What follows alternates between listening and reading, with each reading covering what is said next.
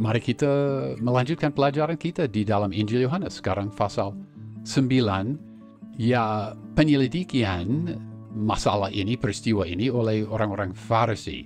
Ini seluruhnya pasal 9 ayat 13 sampai 34. Ya, semula orang-orang Farisi itu mereka mau menyangkali adanya mujizat di situ.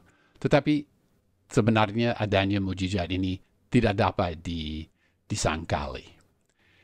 Sebenarnya penghinaan mereka di dalam ayat 34 secara tidak langsung ya merupakan pengakuan bahwa ada mujizat.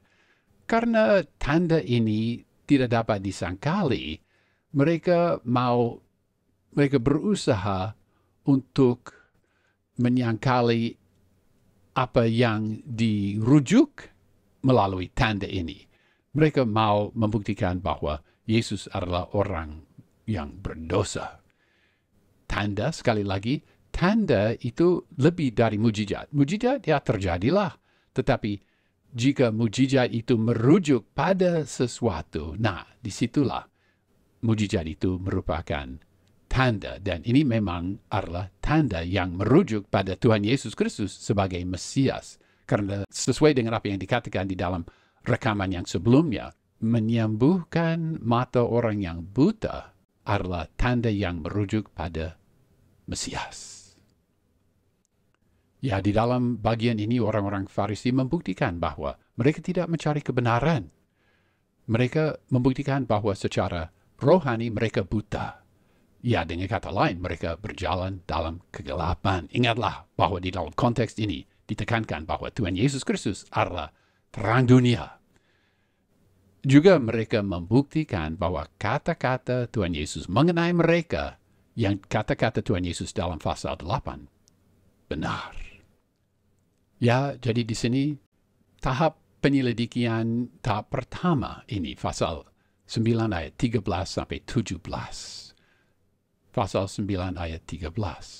Lalu mereka membawa orang yang tadinya buta itu kepada orang-orang Farisi.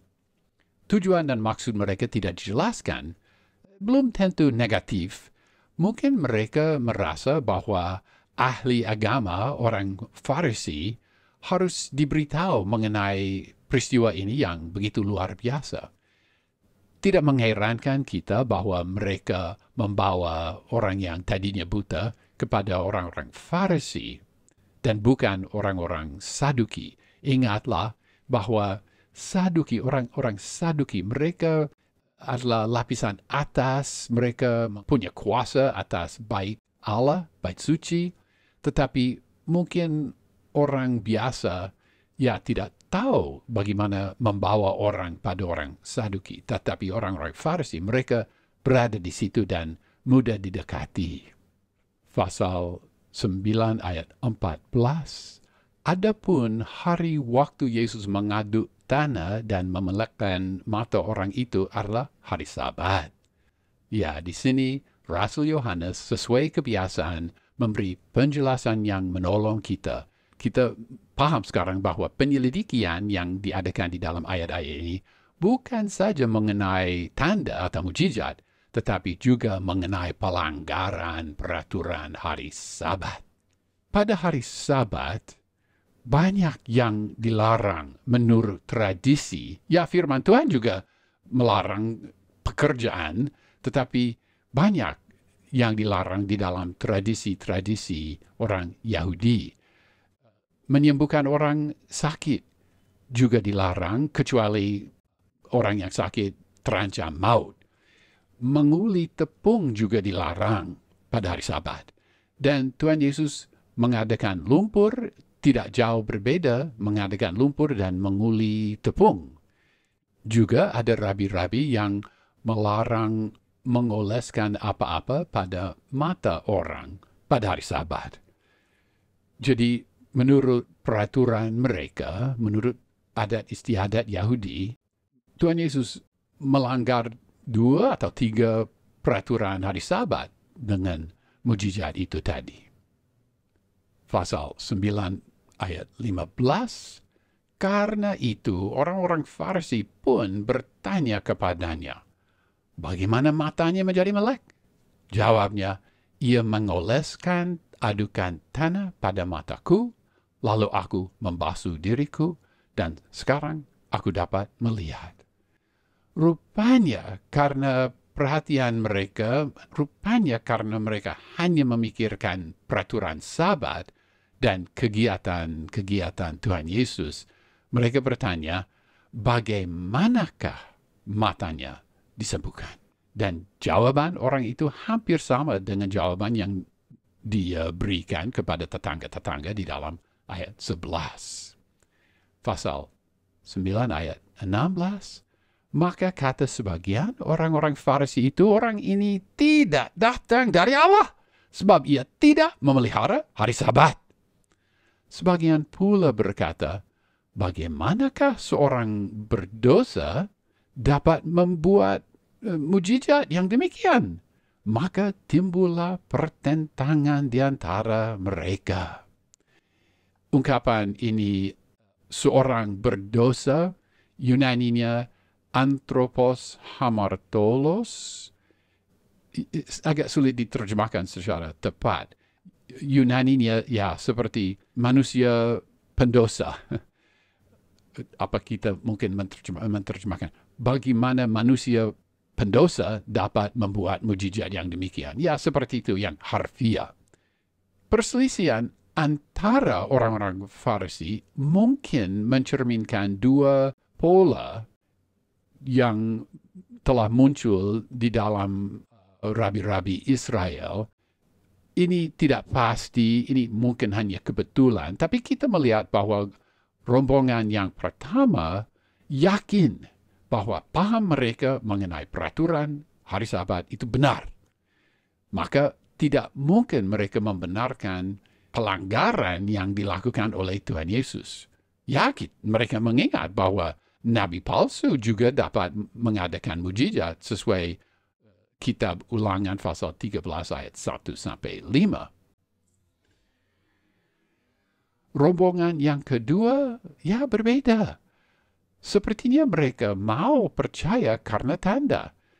Sesuai perkataan Tuhan Yesus nanti di dalam pasal 10 ayat 38.